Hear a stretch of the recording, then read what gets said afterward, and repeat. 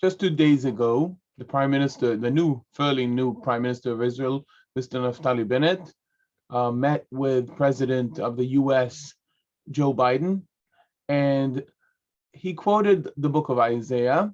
And let's see how well he did as far as his biblical Hebrew. You're a man of faith, as am I. In the synagogues across the world, we read a biblical portion beyond the Parsha. It's called the Haftarah. And tomorrow we're going to be reading words of the prophet Isaiah, Yeshayahu. In Hebrew, the words are Se'i saviv enayich ure'i, kulam nikbetzu uba'u lach. Banayich merachok yavou, uvnotayich al tzad te'amanna. What this means, I can say anything now, right? Not exactly, not as long as I'm here. Okay, so we'll see. We'll talk about his reading and his translation, but it's a good joke anyway. What this means is the sons and daughters of the Jewish people are going to come back to our land, are going to nurse our ancient land and rebuild it. And this ancient Jewish prophecy is today's Israel reality. And it's a miracle that you... Okay, so not bad. Let's go more into the details of it. So first of all, as far as his reading, he read fairly well. The verse that he quoted was Isaiah 60, verse 4, and it's part of the Haftarah. I think it is worth explaining what is a Haftarah and what is this process, or what is this kind of worshiping in the synagogues that he was referring to. In every synagogue, every Shabbat, we read a portion, roughly 2% of the Torah every week. Okay, so over a cycle of a year, we finish reading the whole 5 books of Moses, the whole Pentateuch, the Torah. And after finishing the weekly portion of the Torah, we read something that is usually related to it from the prophets. Why? There are many reasons. One of the reasons I find to be more historically relevant is to show that we believe not just in the 5 books of Moses, but also in the words of the prophets. We believe that they are divine as well, as opposed to, for instance, the Samaritans, who did not believe that the prophets are divine. They did believe in the 5 books of Moses, but they did not believe in their version of the 5 books of Moses, but not in the prophets. Now, the verse that he was reading, as I said, is Isaiah 60, verse 4.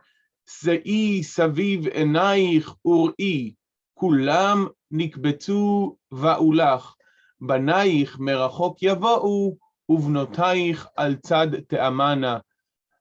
He read almost perfectly.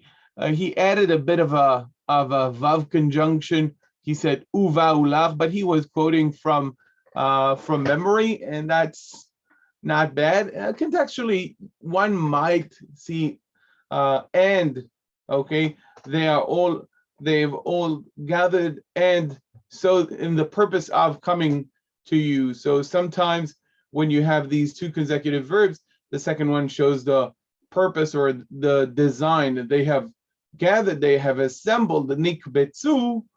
Okay, so they come to you.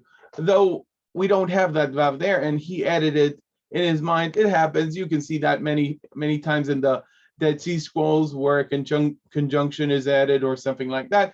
Another very minute detail is him pronouncing the sheva under the letter resh as a moving sheva, while it is a silent sheva. So ur-i, not ure-i, but as I said, very minute.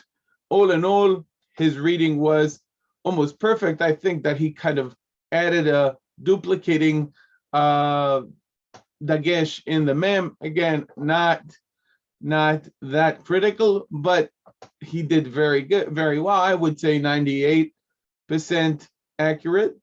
As far as his translation, let's say he was very liberal with it. The first half of the verse he translated fairly close to the original.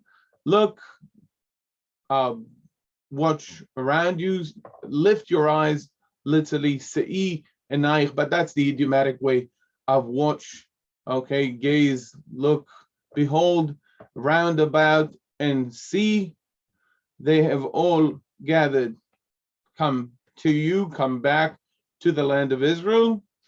Banaich merachok yavo, however, the third part of the verse, he already went to a very free translation that is closer to verses in Jeremiah.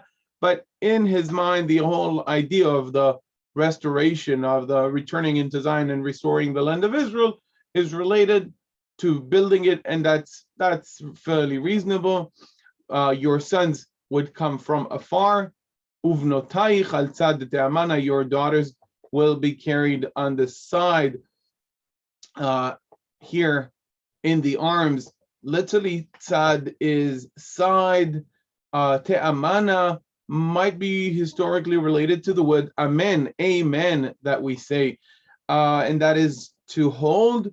The word omen is nurser. When Mordecai in the book of Esther is in charge of Esther, it is said that he is the guardian of Esther. So vahi omen et hadasa, or kasha hayeta be'omena ito. So nursing, guardianship, that's this root also has to do with being well supported. Okay, so a supporting post would be omena. Okay, omenot, supporting post in the temple, and this would ends with an amen, and I do say a big amen for quoting the book of Isaiah and explaining it to the president. So way to go, Prime Minister Bennett.